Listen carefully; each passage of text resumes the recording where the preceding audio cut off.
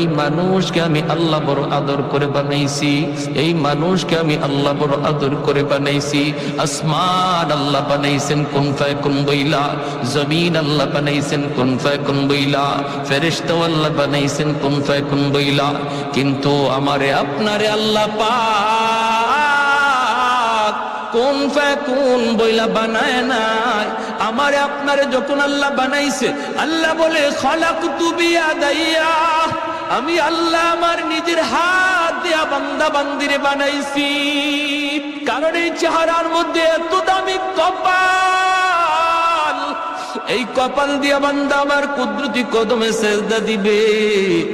এই কপালটারে তো দাম, এই কপাল ফেরেশতাদের হাতে বানাইলে হয় না, এই কপাল কুন ফায়াকুন বললেও হয় না। আমি আল্লাহ নিজের হাতে বানাইছি। এই জমিনের মধ্যে এখনো এমন 4টা শ্রেণী আছে, লাউলা মাশাইখু রুক্কা ওয়াশ-শাবাব খুশা ওয়াল আতফালু রুদ্দা ওয়াল আনআমু রুদ্দা।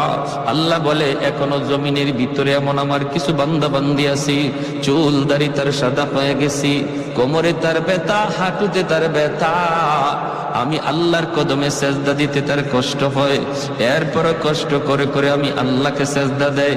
তার সেজদার দিকে তাকাইলে জমিনের প্রতি আমি আল্লাহর মায়া লেগে যায়।